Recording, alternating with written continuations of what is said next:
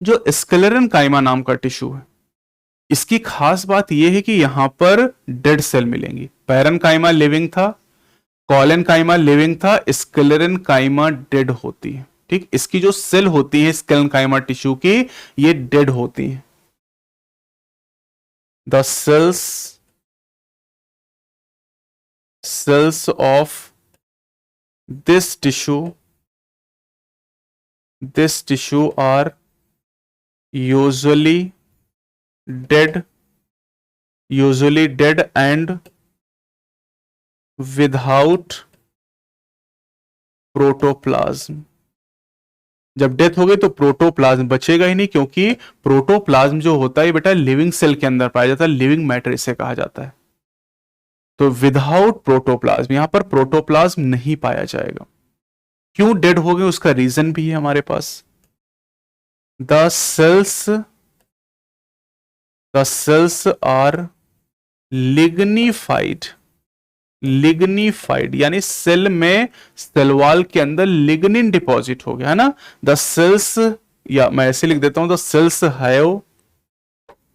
Sales have lignified cell wall. इनमें lignified cell wall होती है, मतलब लिग्निन की बनी हुई सेल वॉल पाई जाती।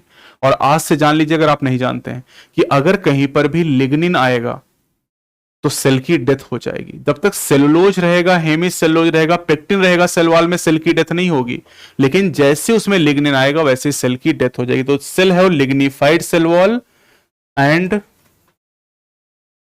Thick cell wall. इनकी सेल वॉल काफी मोटी है, जबकि पैरेनकाइमा में थिन सेल वॉल थी। यहां पर थिक सेल वॉल है, लिग्निफाइड है, और सेल की डेथ हो गई। कहीं पर भी अगर लिग्निन आएगा तो इनकी डेथ हो जाएगी। अब जो स्क्लेरेनकाइमा टिश्यू है ये दो तरह का होता है। ये दो तरह का, एक को हम कहते हैं फाइबर और दूसरे को कहते हैं स्क्लेरीड। स्क्लेरेनकाइमा दो तरह का हो जाएगा, एक को कहा जाएगा फाइबर्स और दूसरे को हम कहेंगे स्क्लेरीड्स। Fibre and स्क्लेरीड। ये देखिए, यहां पर ये फिगर आपको दिखाया गया है, यहां पर ये स्क्लेरीड आपको दिखाया गया है। फाइबर कैसा है, ये इलोंगेटेड लंबा सा, और इसके जो किनारे, इनको देखिए जरा, किनारे इनके जो कॉर्नर कैसे नुकीले हैं, पॉइंटेड हैं। जबकि जो स्क्लेरीड है ये जनरली स्फेरिकल स्ट्रक्चर होता है। तो बस यही डिफरेंस हो जाएगा यहां पर। अगर हम फाइबर की बात करते तो फाइबर कैसे हो जाएंगे, फाइबर इलोंगेटेड हो जाएंगे और पॉइंटेड होंगे। फाइबर कैसे हैं, these are elongated and pointed cell. Pointed मतलब नुकीले। पॉइंटेड स्ट्रक्चर और भी आपने पढ़े थे, याद है ना आपको, थॉर्न, सिट्रस एंड बोगनविलिया में वो भी पॉइंटेड स्ट्रक्चर थे, है ना। जबकि अगर हम स्क्लेरीड की बात करें तो स्क्लेरीड कैसे होते हैं, स्क्लेरीड जनरली स्फेरिकल स्ट्रक्चर होते हैं, है ना। ये स्फेरिकल हो सकते हैं, ओवल हो सकते हैं, स्फेरिकल, ओवल और इलोंगेटेड स्ट्रक्चर्स। जैसे देख लीजिए यहां पर आपको स्फेरिकल दिखाया गया है। ठीक, अब एग्जाम्पल देख लेते कहां कहां पर आपको मिलेंगे और काम क्या करेंगे। ये जो स्क्लेरेनकाइमा में स्क्लेरीड और फाइबर है ना, दो तरह के हो गए, फाइबर एंड स्क्लेरीड। फाइबर और स्क्लेरीड। फाइबर आपको कहां पर मिलेंगे, फाइबर आपको मिलेंगे यहां पर, अगले पेज से हम लिखते हैं, स्क्लेरेनकाइमेटस fibers are found in jute, flax, hemp, etc. Jute की रस्सी बनाई जाती है। जब घर मकान बनता है तो उसमें जूट की रस्सी का यूज करते हैं हम लोग। तो जूट की जो रस्सी है या जो जूट होता है वो एक्चुअली क्या है, स्क्लेरेनकाइमेटस फाइबर है। एक्चुअली वो स्क्लेरेनकाइमेटस फाइबर का एग्जाम्पल है। इसी तरह से हेम्प की बात करें, अच्छा एक हमने सन हेम्प पढ़ा है पिछले चैप्टर में, उसको भी ध्यान रखिएगा। जो सन हेम्प होता है वो है क्रोटोलेरिया जुन्सिया, वो फैबेसी में है। ये हेम्प अलग है बेटा, सन हेम्प अलग, कंफ्यूज मत होइएगा। ये जो हेम्प की बात हम कर रहे हैं ये कैनबिस प्लांट से ऑब्टेन किया जाता है, जिसे भांग का पौधा कहा जाता है। और जो सन हेम्प होता है वो क्रोटोलेरिया जुन्सिया होता है, जिसे फैबेसी फैमिली में रखा गया। और ये जो हेम्प हमें मिलता है ये हमें कैनाबिनेसी फैमिली से मिलता है, कैनबिस प्लांट से इसको ऑब्टेन किया जाता है। तो स्क्लेरीड जूट, फ्लैक्स और हेम्प में पाए जाते हैं, या हम ऐसे कह सकते हैं कि जूट, फ्लैक्स और हेम्प के जो फाइबर है स्क्लेरेनकाइमेटस फाइबर है। और जूट की रस्सी कितनी मजबूत होती है, यानी जो स्क्लेरेनकाइमेटस फाइबर होते हैं ये क्या करते हैं, मैकेनिकल सपोर्ट प्रोवाइड करने का काम करते हैं।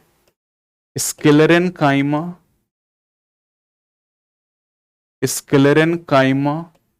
प्रोवाइड्स मैकेनिकल सपोर्ट, ये मैकेनिकल सपोर्ट प्रोवाइड करने का काम करते हैं। Mechanical support, sclerenchyma provide mechanical support. Collenchyma भी मैकेनिकल सपोर्ट देता था, लेकिन वो लिविंग था। स्क्लेरेनकाइमा लिविंग सपोर्ट देता है, लेकिन ये डेड है। इसीलिए हमने बात की यहां पर कि अगर आपसे एग्जाम में पूछा जाए कि कॉलेनकाइमा और स्क्लेरेनकाइमा में क्या कॉमन है, तो आप कहेंगे दोनों मैकेनिकल सपोर्ट देते हैं।